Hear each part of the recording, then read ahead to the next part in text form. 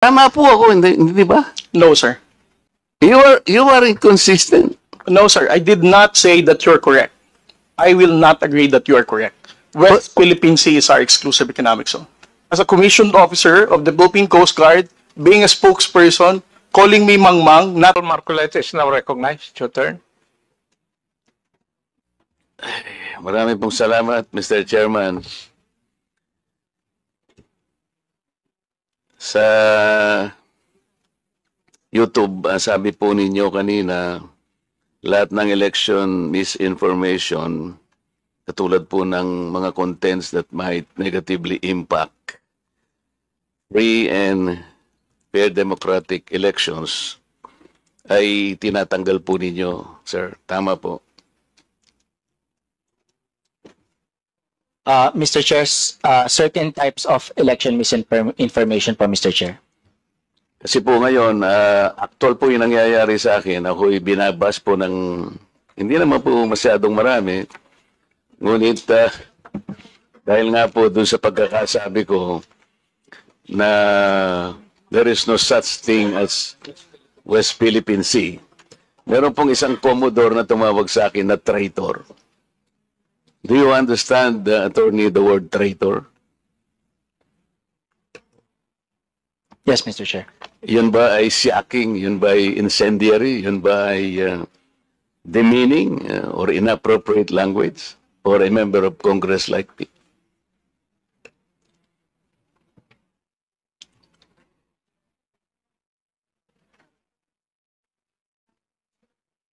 Mr. Chair, I don't know the full context of the statement, so I'm unable to provide a comment on that, Mr. Chair. Okay, let's give the context. Nung po kasing nakaraang hearing, ang nagsuggest po na i-educate po natin ang ating mamamayan sa mga nangyayari sa West Philippine Sea, ito po ay pinasimulan po ng CICC. Siya po yung executive director po ang nagsabi na kung ang pag-uusapan po yung complexities surrounding this troubled sea, ay kailangan po nating ma-educate, ma-impormahan lahat ng ating mamamayan. Yun po ay sinabi niya sa liwanag ng maraming misinformation, marami pong mga deepfakes, mga fake news. Tama naman po siya sapagkat sabi nga niya, only an informed citizen can repel a fake news. Ako po, sinuportahan ko yung pangungusap na yun sapagkat kailangan lang. Sapagkat hindi naman po pwedeng pag-usapan po natin ang West Philippine Sea ng tayo-tayo lang. Sapagkat marami rin pong claimants kasi na pinag-uusapan dyan sa bahagyang yan ng ating mundo. So, gusto kong pasimulan po yung public discourse nung sinabi kong there is no such thing as West Philippine Sea. Ang ibig ko pong sabihin, if we involve the international community, hindi po nila makita sa mapa yung West Philippine Sea. Hanggat hindi po kasi natin na ipatatala ito do sa pandaigdigang patalaan ng mga dagat, magtataka po yung mga bansang nasa Europa halimbawa. I-google nila o baka gamitin pa nila yung mga platapormang ginagamit po, YouTube, Facebook. Hindi po nila makikita sapagkat anyone that Googles that particular area of our world, ang nakasulat lang po doon ay South China Sea. Hindi po naman nangangahulugan na pag sinabi natin South China Sea, pag-aari na ng China yon. In the same manner, Mr. Chair, yung Indian Ocean, hindi po pag-aari ng India yon. Yung Gulf of Mexico, Mr. Chair, hindi rin pag-aari ng Mexico. Ang ibig sabihin, gusto po nating iklaro lahat sapagkat ayaw nating payagan na magkakaroon ng misconception, miscommunication. Ang West Philippine Sea tayo po ang kumilala. Tayo lamang po. Kung tayo lang naman po rito at wala na po tayong kasamang ibang bansa, okay na po sana yon. Hindi po pwede yung ganun sapagkat lalo na ngayon, pinag-uusapan nga po yung panig ng mundo na yan, ayaw nating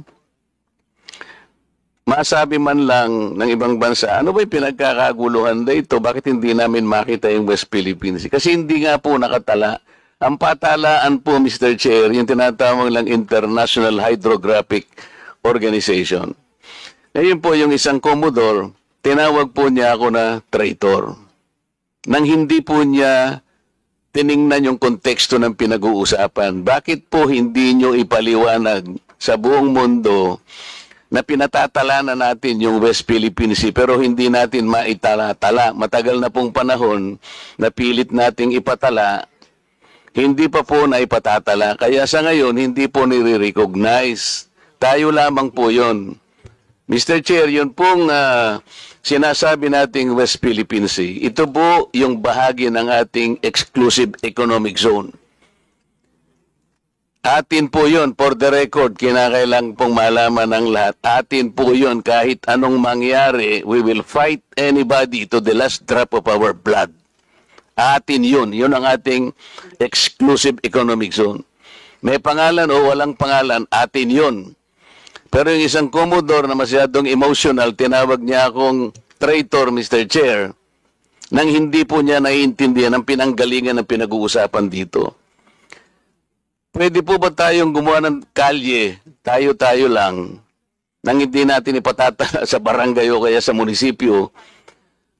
Pagkat pumunta ron si Honorable Barber Seme, sakay ng isang tricycle, at i-wish niya yon. Sapagkat ang gumawa lang doon si Congressman Paduan o sarili niya lang, hindi niya makikita yun, maliligaw yung tao. Yun ang ibig ko po sabihin. Ilagay po natin sa konteksto ng pangmundong pag-uusap ito. Hindi po tayo nag-iisang bansa lang sa daigdig. Yan po yung ibig ko sabihin. Ngayon, kung mag-google po o kung magbablog po yung mga ibang mga tao at ipipilit nila na si Congressman Marcoleta, maka-China pala ito. Mr. Representative po ng YouTube. Kasi pag tinignan niyo po yung YouTube, lilitaw yan. Marcoleta pro-China. Paano po ninyo ipaliliwanag sa tao na hindi po ako pro-China? Ngayon po lumalabas, pag tinignan niyo po yung YouTube, lalabas po doon ewan ko sino po yung gumawa niya, pero maliwanag na talagang election misinformation, Mr. Chair. Lahat kanya ng kandidatong senador ni PRRD ay financially supported by China. Nandyan po ngayon sa YouTube. Lahat po niyan siguro nakikita nyo na. Paano po ito, hindi po niyo ite-take down itong mga contents na ito, sir?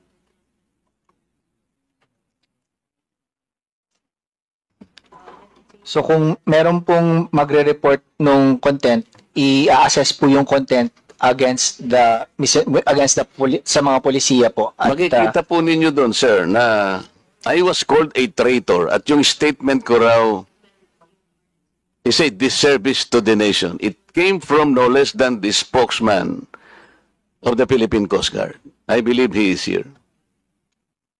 May I request, Mr. Chair, that the Commodore sit in front or near us because there is still a vacant seat here between the Honorable Franz Castro and Yusek Nicolas Felix. Could you please occupy this seat, sir? Yes, kindly accede to the request of the Honorable Marcoleta.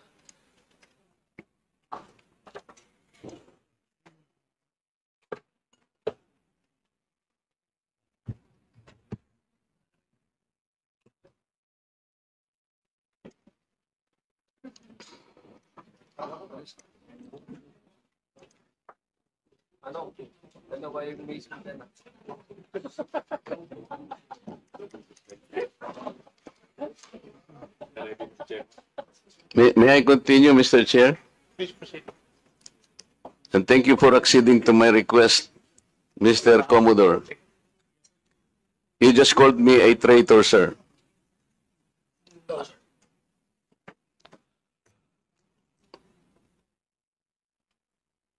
Nasa Facebook po, nasa social media.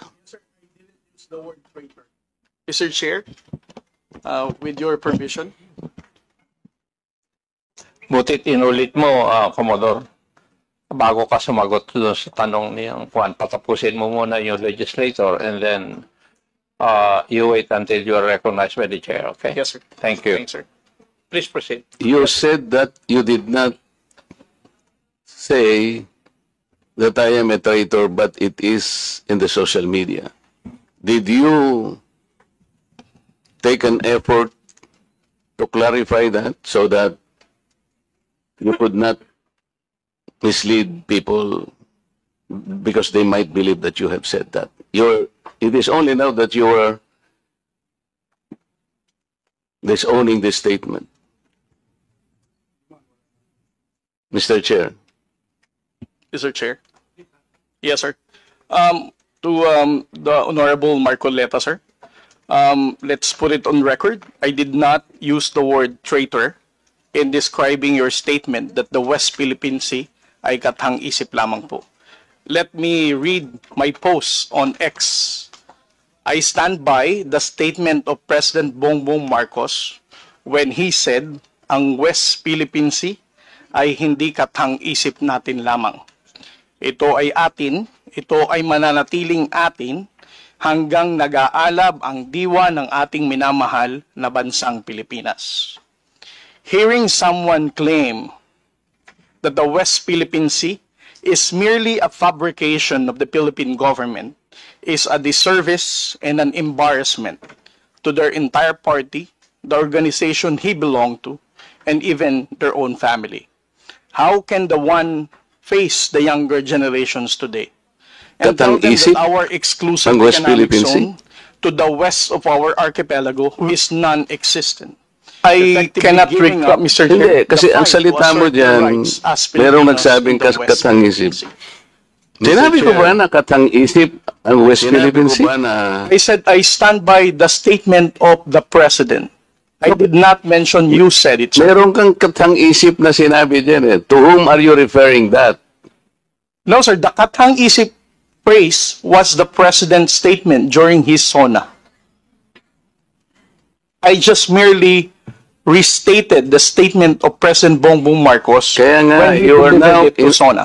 Kaya mo lang nilabas yan after I said that there is no such thing as West Philippine Sea. But that is in context of the fact that it is not yet registered in the International Hydrographic Organization. Alam mo, Commodore, ang procedure. Tama. Mr. Chair, No, you have to answer, Mr. Chair. Alam Yes, mo sir. yung procedure kung paano maitatala, kung paano natin papangalanan ang isang karagatan na tayo ang may-ari. You know the procedures, right? with respect to the 19th Congress who passed You the have Republic to Act answer my question, 12064, Mr. Chair. the Philippine Maritime Zones Act, sir, the West. Kindly repeat your question. You know, Commodore, the procedures on how we can register the name of a maritime area that we control or that we believe it is ours. You know the procedures on how Yes, to sir. register. Okay. So, ano na po ba, nakarehistro na po ba, nairehistro na po ba natin yung West Philippine Sea? Sir, with regard to your question, there must be a legislation and then submit it to the international. Oo nga, meron na po Hydrographic tayong Organization. legislation. And Yes, as a sir. matter of fact, nagagawa na po yung Congress. Kailangan po talaga yon. Yes, sir. Nagpasimula tayo sa administrative order, pero kulang yon. Kaya nga po ang Congress gumawa para tulungan po kayo. Okay, sa ngayon po, sa tagal na po ng proseso, yun po yung dapat ninyong palaging gagawin. Kailangan lahat ng lakas natin gamitin, maparehistro po natin. Pero ngayon, hindi pa nakarehistro. Tama po. Again, sir, answer your question. It Please. steps by step. Commodore, sandali. Yes, sir. Please answer the question Yes, directly. The question calls for a yes or no. No, sir. If it's in IHO, yes, through legislation. Sinasabi ko yung IHO because this is the only world body that officially names a particular area of the sea. Kaya sa konteksto po ng pinag-uusapan natin, kaya ko lang nasabi, sapagkat hindi pa po nakatala, we need the international community to recognize a part of our own. Yun lang po ang punto doon. Mr. Commodore. So kung hindi pa po nakatala, tama po ako, hindi ba? No, sir. You are inconsistent. No, sir. I did not say that you're correct. I will not agree that you are correct. West Philippine Sea is our exclusive economic zone.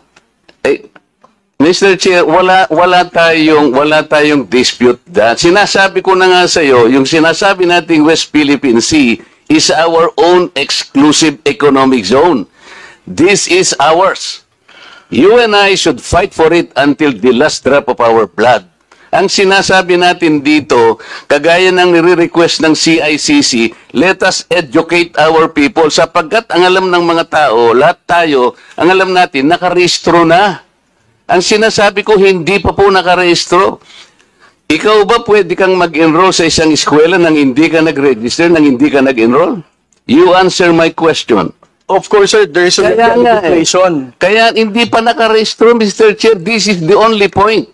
Let us not create a mountain out of molehill.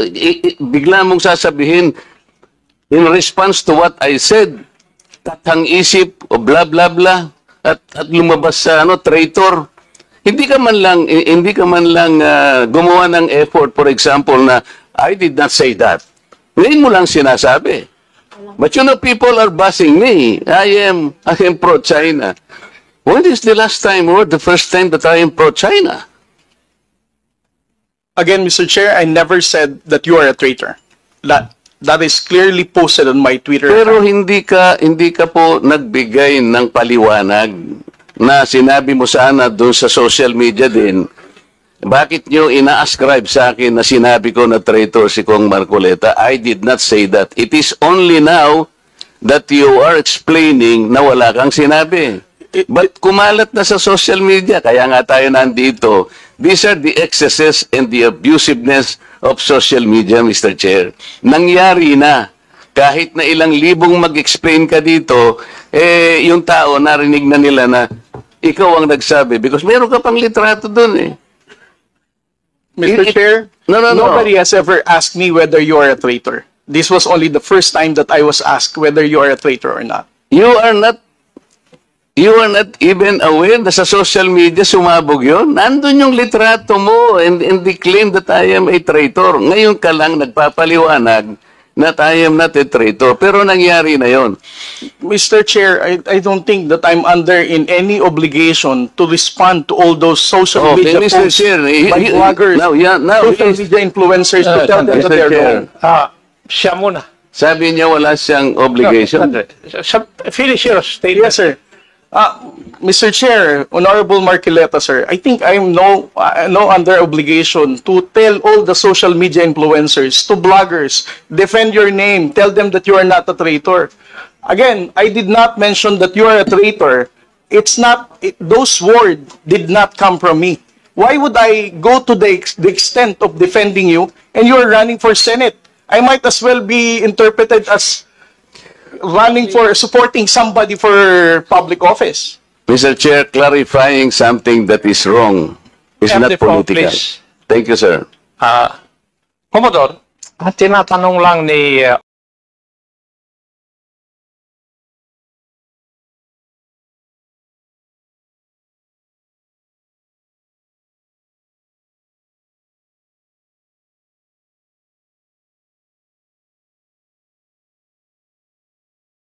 Honorable Marco Reg that merong lumabas kang statement. Siguro, binigyan ng interpretation ng ibang vloggers at nasabi na traitor si Honorable Marcoleta. Ang tinatanong niya is, unang-una, alam mo ba ito na gano'n na nangyari? Would you know? No, sir, because when it became a social media popular post, I was not here in the country. I was actually in the official business outside. So when did you come to know about this? I only came to know about it when Congressman Marcoleta called me Go and Mangmang in one of his interviews. So when was that?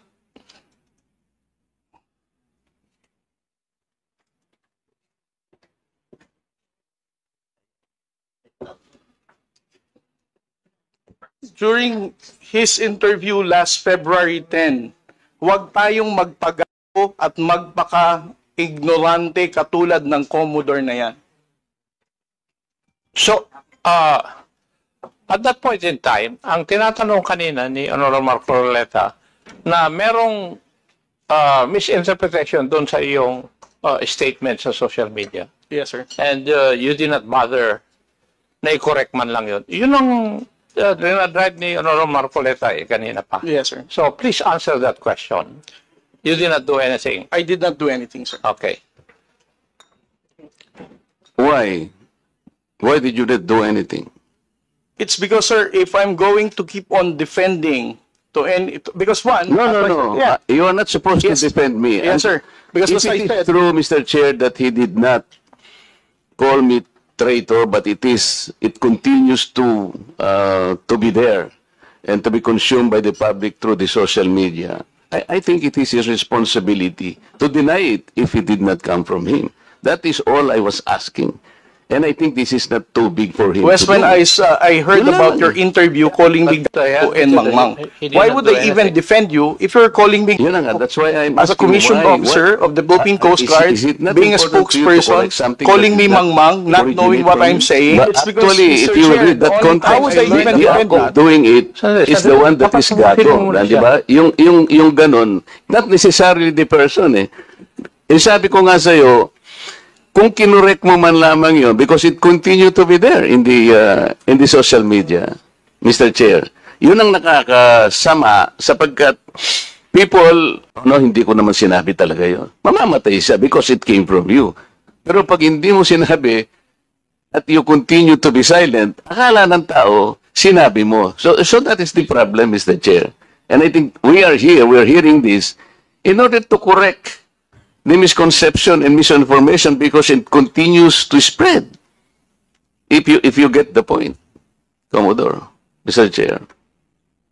Mr. Chair, again, sir, kung bakit ko po hindi binawi ay dahil nalaman ko lamang po itong balita na ito na nag-spread siya nung nagpa-interview po kayo na ginagamit niyo po ako. As a human being, how would I defend somebody na ginagago po ako sa public interview? Mr. Chair, kung titingnan mo yung konteksto ng pagkakasalitan, hindi ikaw ang ginagago. Ikaw ang ginagago. Ang sinasabi ko rito, let us defend our own nang hindi tayo nagiging gago o kaya nagiging emotional. It's actually hindi sa tao eh. Kung hindi yung act na, halimbawa wala tayong ginawa o kaya sinabi natin, kasi nagmumula ako, Mr. Chair, sa pagkakasabi na hindi man lang tiningnang mabuti saan ba nang galing itong narrative. Ngayon, i-explain ko nga sa iyo, Commodore, ito yung nangyari doon sa pinagsimulan na dapat nating i-educate ang ating mga kababayan. Yun ang pinagmulan nun. So it is not disservice.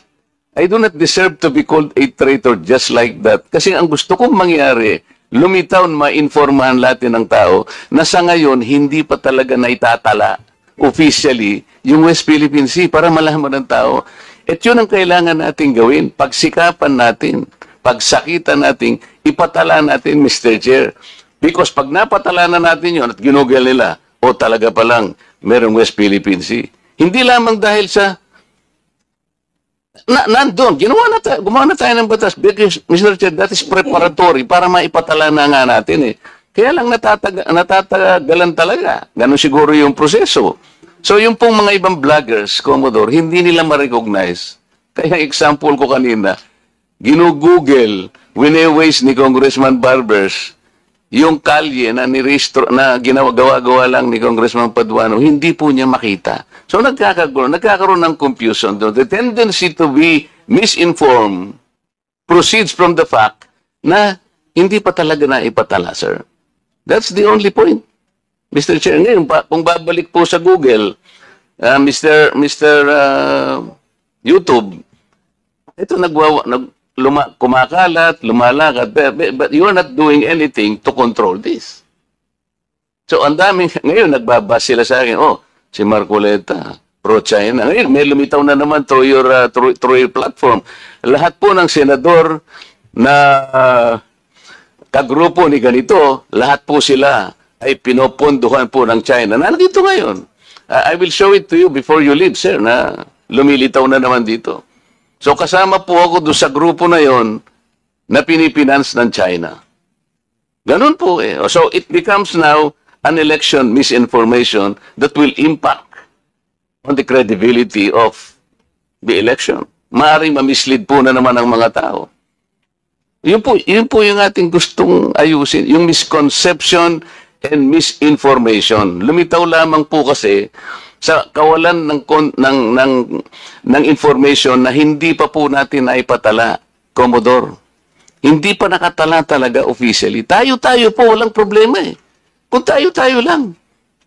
Sapagkat yung bahagi na yun ng ating karagatan, may pangalan man yan o wala.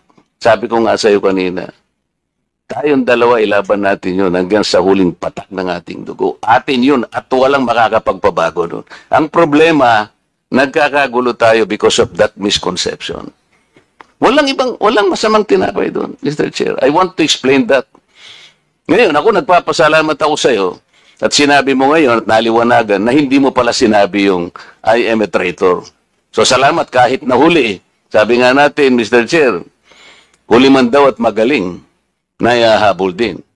Kaya lang ang problema ko ngayon, Mr. Chair, yun pong kumakalat na akala nila sinabi mo. At lumaki nga, sapagkat siguro, dahil medyo nasaktan naman ako, nakapagsalita ako ng wag nating depensa ng sariling atin na magiging emotional tayo o kaya nagpapakagat tayo.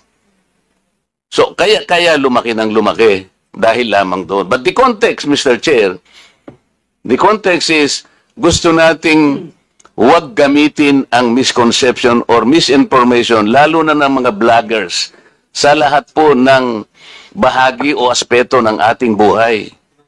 Ang West Philippine Sea ay atin, Commodore.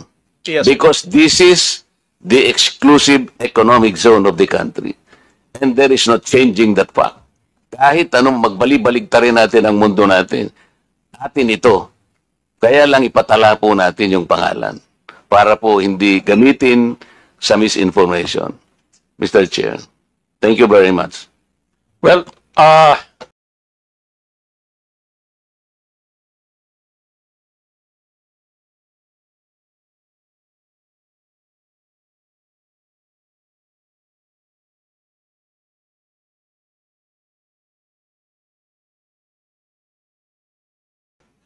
I think we have seen one of the ill effects of misinformation.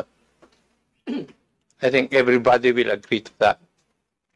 That is one of the ill effects of fake news or misinformation. Would you agree? Yes. So next time, kasi hindi ako nagbabasa kasi sila mga ganyan eh. Para hindi ako apektado. Yan ang ko. Yes, Madam Tikia. Mr. Chairman, I would just like to, with the indulgence of the chair and the members, I also take exception to what the Commodore has labeled me as being makapili. In my testimony the first time, I said I am not pro-China, I am pro-Philippines, but I'm not makapili. He labeled several people as being makapili, and ako po'y apo ng isang guerrilla. So I took offense on that and I stopped following him. Ang nangyayari ho kasi reverse ngayon eh. Pag ang tao nasa gobyerno, nililabel ka as being makapili, just like that. And you know the reason, Mr. Chairman, why he called me makapili? I had an interview with a Chinese journalist. That doesn't make me makapili. That doesn't make anyone makapili. So, wag sana po natin dadalhin yung usapan sa kune-question yung katauhan ng tao. That's why I never followed him. I used to follow him.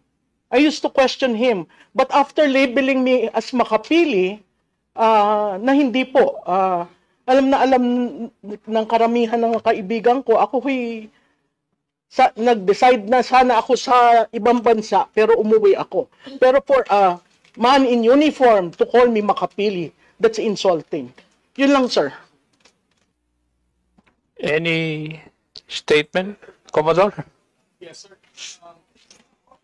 The Global Times is the known propagandist of the Chinese government.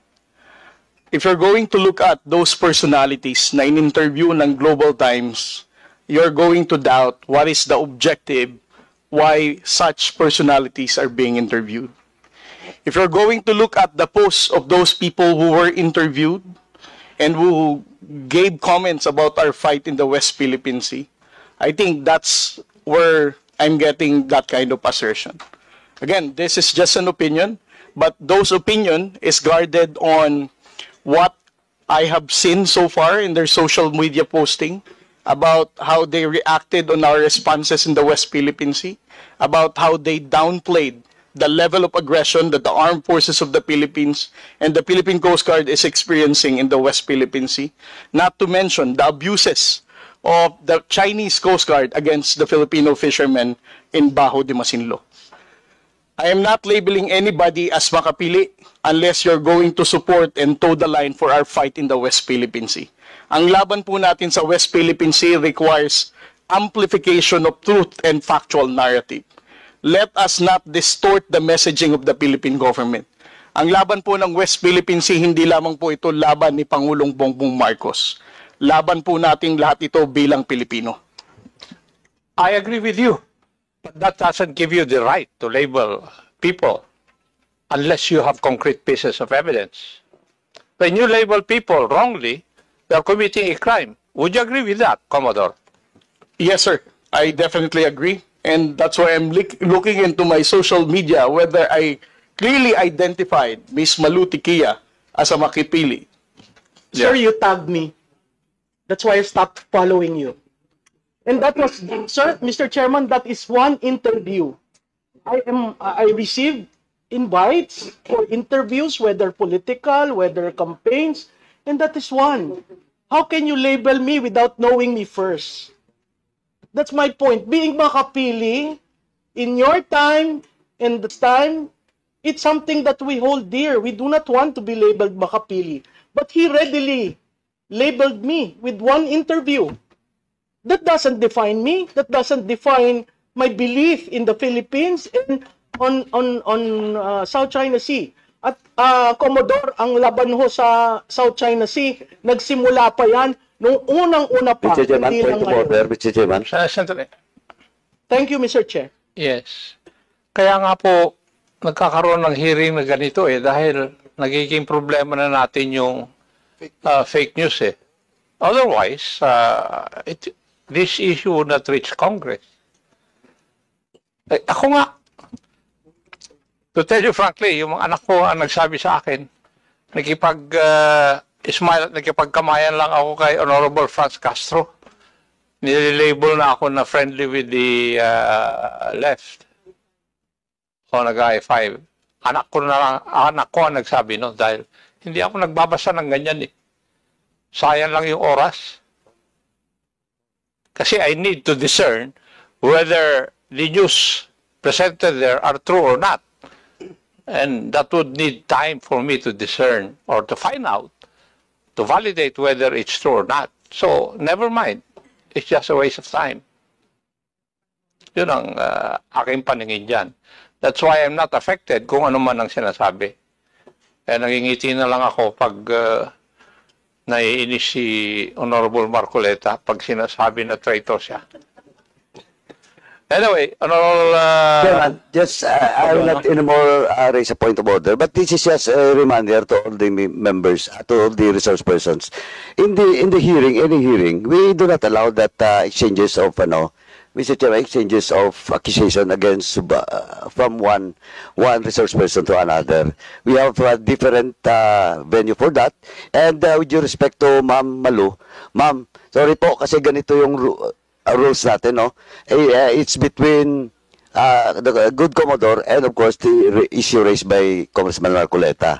Now, we should not attack resource person to that question and attack statements coming from the resource person mismo. Thank you po, Mr. Chairman.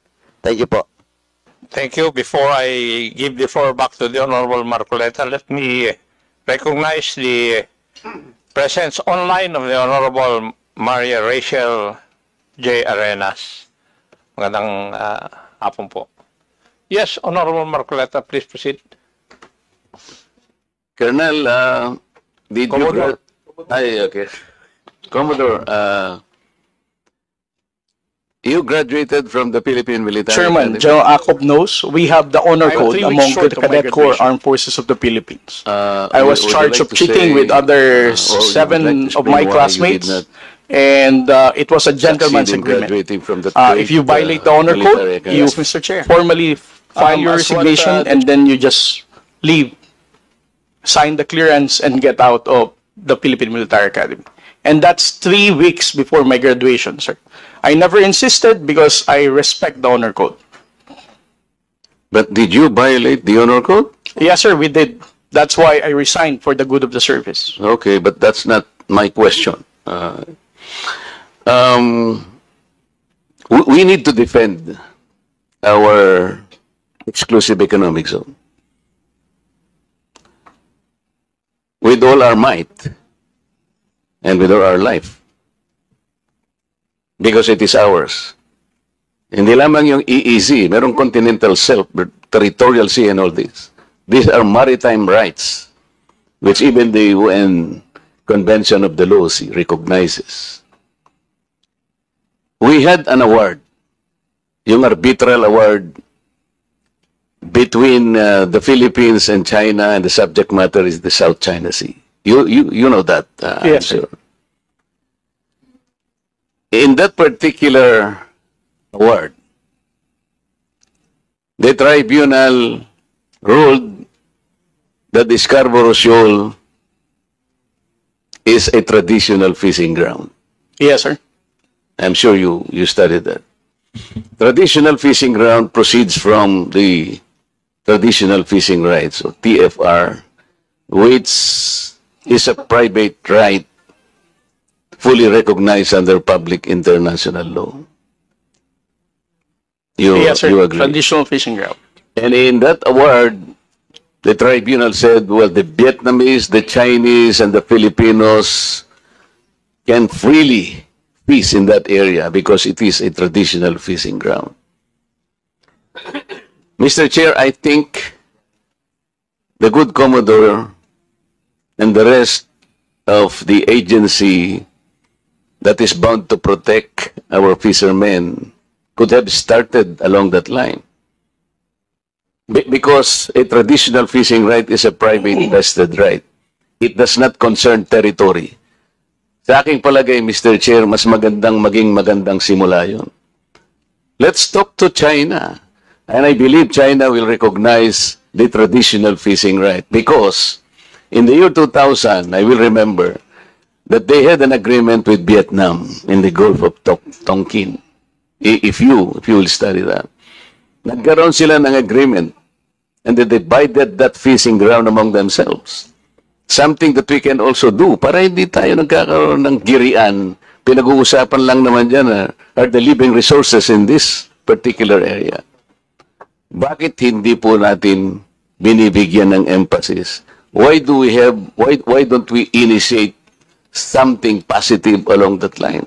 We had the tribunal ruling. Sabi niya, it is a traditional fishing ground. Bakit hindi natin sila kausapin on that basis? Marami tayong jurisprudence, international jurisprudence. In 1974, pag-aralan po ninyo, Mr. Chair, yung mga maritime cases that was ruled by the tribunal. Yung case ng Federal Republic of Germany against parang Holland, and also Great Britain against Holland. Yung alam po ninyo, yung ruling is the same. Kahit siya yung merong reference do sa sea na yon, it cannot exclude the rights of the other coastal areas to fish sapagkat they invoke the traditional fishing right. I am asking, Mr. Chair, why no initiative has been taken along that line? Mr. Chair. Yes, sir. To Honorable Marcoleta, it's beyond my pay grade to explain why our strategy is not in alignment with that fishery agreement in Bajo de Masinloc. And it's also worth mentioning that the Philippine Maritime Zones Act highlighted that Bajo de Masinloc and its territorial seas, we have sovereignty and sovereign rights over these waters. So on our level, in the Philippine Coast Guard, we cannot go against to the enacted law of the Congress, much more to the national security and foreign policy direction of the President. I am not saying that it is within your pay grade to discuss it with the Republic of China. What I'm saying is maybe because you are a member of the Philippine Coast Guard, you could have talked to the other agencies of government higher than you that we could be initiating this along this line. Because we can take advantage of that particular tribunal's decision. Hindi ba? Pwede naman natin gamitin yun eh. Sabi ko nga sa'yo, ang daming cases, maritime cases, disputes ruled by the same tribunal. Oh, ito. Gamitin natin because they are all involved traditional fishing rights. Eh, yung arbitral award natin eh, sinabi nga that the Scarborough Shoal is a traditional fishing ground. So sinasabi ko lang, pwede tayong mag-initiate along this line because we are backed up by the award. And another, Mr. Chair, have you read the entirety of the UNCLOS? Not the entirety, sir. I won't pretend that I have. Even if I read, I'm not a lawyer. I have a PhD in international relations, but I'm not a legal person. So I won't claim that I fully comprehended the contents of the entire UNCLOS. Understood. Okay, so what about the aspect of that particular UNCLOS document that relates to the particular maritime area that is now called South China Sea? The South China Sea is a semi-enclosed sea. Did you find in the UNCLOS the significance of a semi-enclosed sea? I think it is under Article 123 of the UNCLOS. Kung tinatanong ko lang, sir, kung nabasa mo lang. Mr. Chair, I'm not the proper resource person to respond to this kind of question, sir.